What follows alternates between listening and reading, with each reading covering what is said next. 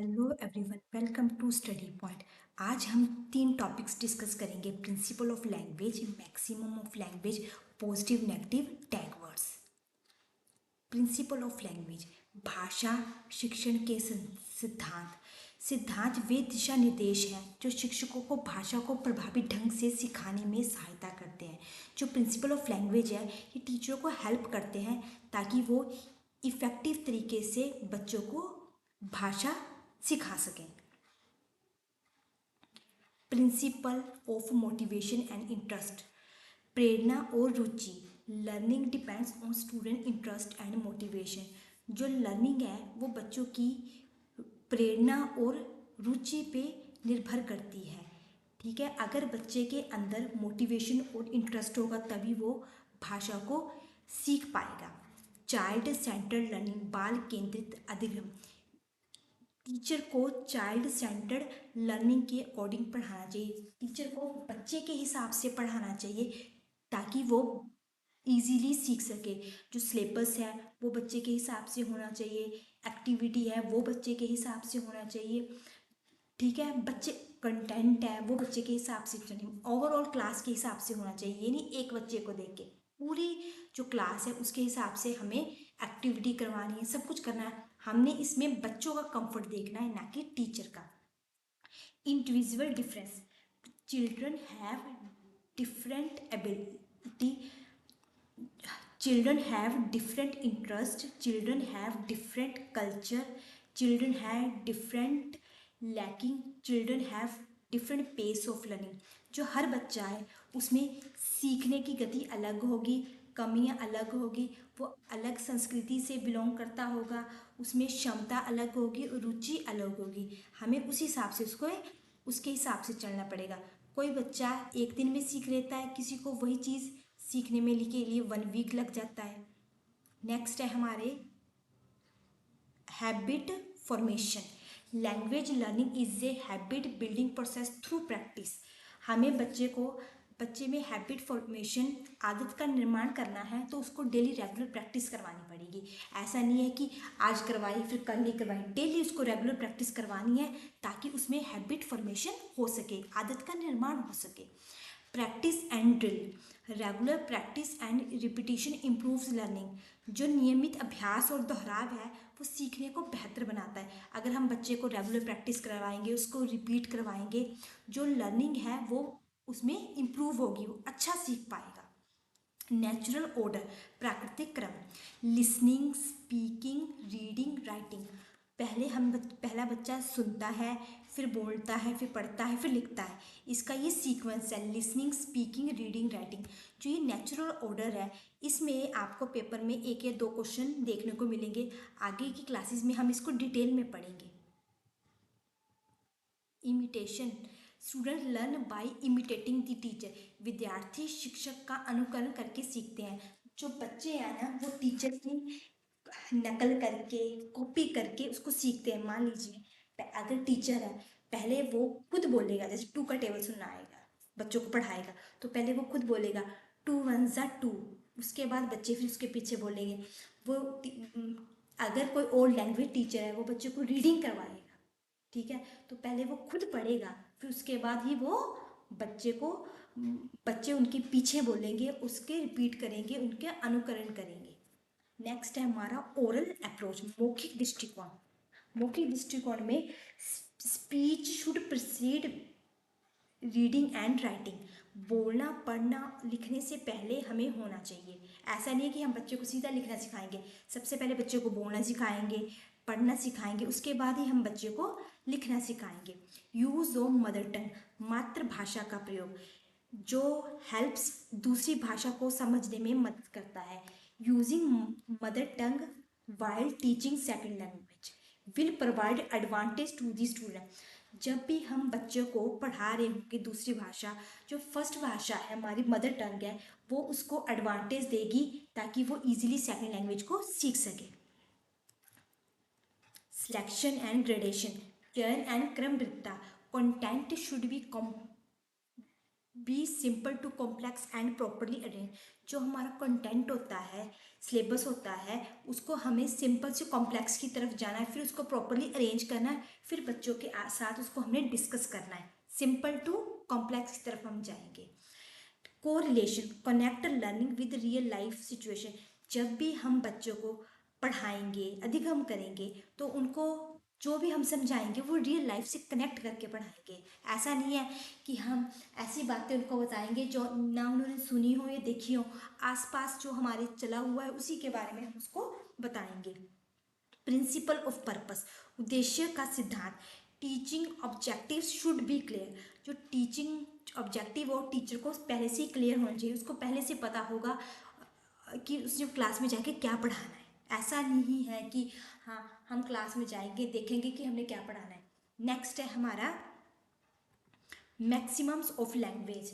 Maximums are generally rules और principle that guide teacher to teach language effectively और logical. जो maximum of language है ये teacher की हेल्प करते हैं कि वो भाषा को प्रभावी और तार्किक ढंग से बच्चों को सिखा सके, ये टीचर को हेल्प करते हैं।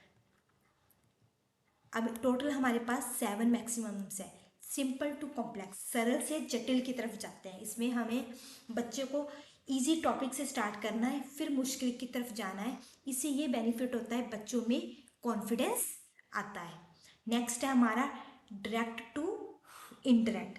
Teach real and direct experience first. पहले हमने बच्चों को वास्तविक चीज़ें बतानी है और जो हमारे सामने हो उन चीज़ों के बारे में बताना है, ठीक है। फिर उसके बाद बच्चों को उन चीज़ों के बारे में बताना जो हमारे सामने नहीं हो और विचारों में होती हैं उनके बारे में बताना है, ठीक है। नाउ टू अननाउ, ज्ञात से ज्ञात की तरफ। Begin with what students already know. हमने उन चीज़ों से स्टार्ट करना है जिसमें बच्चों को पहले से पता हो, फिर नए ज्ञान को पुराने के साथ जोड़ के हमने बताना है। पहले हमने उनसे टी टीचर कंटेंट स्टूडेंट्स की प्रीवियस नॉलेज से कनेक्ट करके पढ़ाना चाहिए, ठीक है।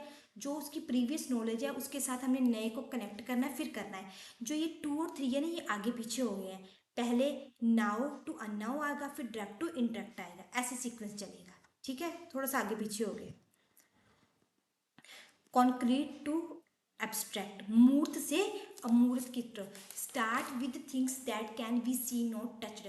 हमने उन चीज़ों से स्टार्ट करना है जिनको हम देख सकते हैं और टच कर सकते हैं, और उसके बाद हमने विचारों और कंसेप्ट के बारे में बच्चों को सिखाना है, ठीक है। जो कंक्रीट होता है उसमें हम मूर्त होता है, जो मूर्त चीज़ें हैं उनको हम देख भी सकते हैं और टच भी कर सकते हैं। जो एब्स्ट्रैक्ट होती है, अमूर्त होती है, ना ही हम इनको देख सकते हैं और ना ही हम इनको टच कर सकते हैं। नेक्स्ट है हमारा whole to part. First give the complete idea. सबसे पहले हमने उस चीज़ का कंप्लीट आइडिया देना है, उसके बाद टर्न बाय टर्न उनको एक्सप्लेन करना है स्टेप बाय स्टेप, और इससे जो हमारी लर्निंग है वो बेहतर होती है। एनालिसिस टू सिंथेलाइज, विश्लेषण से संश्लेषण की तरफ। एनालाइज का मतलब होता है जो भी हमें दिया है उसको हमने ब्रेक इनटू पार्ट्स, उसको हमने ब्रेक करना है पार्ट्स में। जैसे एक बड़ा सेंटेंस है, बच्चे को सिखाना है तो हम उसको तोड़ तोड़ के सिखाएंगे ताकि वो इजीली कर सके। Synthesise, join parts to from may whole. जो भाग है भागों को जोड़कर एक पूर्ण रूप बनाना है। जैसे हमने कोई छोटे छोटे छोटे चीज़ है, पहले हम बच्चे को 1 डिजिट का सिखाते हैं, 2 का सिखाते हैं, 3 का सिखाते हैं, ठीक है। उसके बाद में इसको सीधा हम पूरा देते हैं ना कि हाँ अब आप 4 डिजिट का करो, अब 5 डिजिट का करो। पहले हम तोड़ तोड़ के करवाते थे, ठीक है। लेकिन जब सिंथेसाइज की बात होती है तो हम वो 4 डिजिट का ही उसके आगे रख देंगे, हाँ इसको करो। जब जब एनालिसिस की बात होती है तो हम बच्चों को तोड़ तोड़ के देते हैं।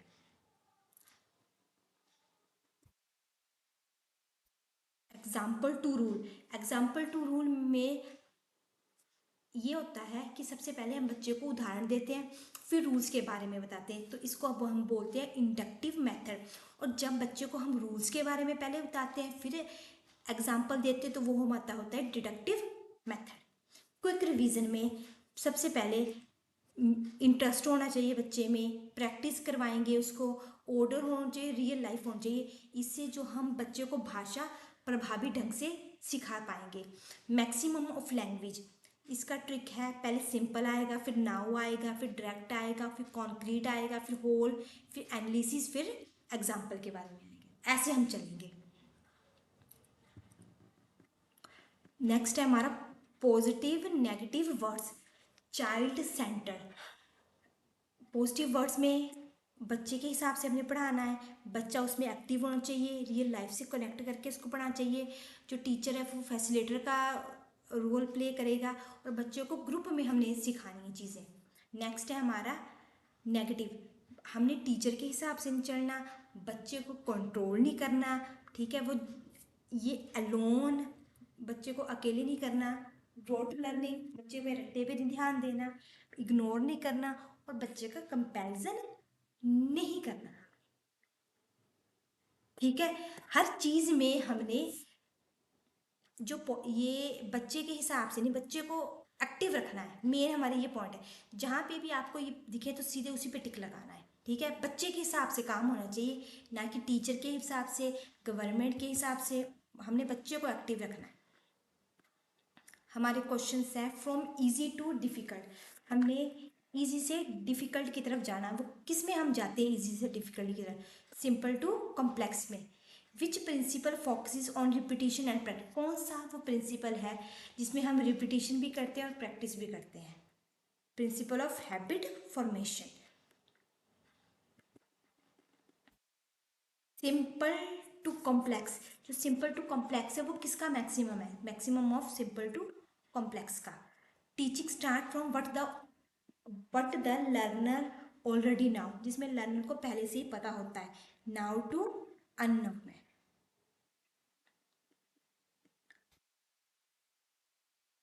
Part whole to part approach is use, जो होल टू पार्ट अप्रोच है वो किस में यूज होती है? सबसे पहले हम बच्चों को फुल सेंटेंस में बताते हैं ना, इसमें पूरी चीज़ का आइडिया देते हैं, तो वो होता है टीचिंग फुल सेंटेंसेस फर्स्ट। सबसे पहले अपने बच्चे को पूरे सेंटेंसेस के बारे में बताना है, फिर उसके बाद हम उसको ब्रेक करेंगे। Which maximum is use when breaking a sentence into words, जिसमें हमने बच्चे को ब्रेक करते हैं सेंटेंसेस में, होता है होल टू पार्ट। नेक्स्ट है हमारा Rita, a government school teacher using visual display and language games to teach English to class 8 student. Which principle, जिसमें बच्चे को सीखने की हो, बच्चे को सिखा रहे हैं, तो वो कौन सा है? Principal of motivation and interest. इसी में बच्चे को हम सिखा रहे हैं, जैसे लैंग्वेज सिखा रहे हैं, कोई भी चीज़ सिखा रहे हैं, उसके अंदर मोटिवेशन होगा, इंटरेस्ट होगा, तभी वो सीख पाएगा। Which principle states that language learning is natural and continuous? Principle of practice, principal of habit formation, principle of natural order, principle of reinforcement. हमें ये बताना है कौन सा वो प्रिंसिपल है जिसमें बच्चा लर्निंग नेचुरल कंटिन्यूस होती है, कौन सा वो प्रिंसिपल है? प्रिंसिपल ऑफ नेचुरल ऑर्डर, ठीक है। इसमें बच्चे को हम एक सीक्वेंस में चलते हैं नेचुरली और कंटिन्यूस तरीके से। Which maximum is use when teacher explain rule first then example. वो कौन सा मेथड है जिसमें हम रूल्स को पहले बताते हैं? वो होता है हमारा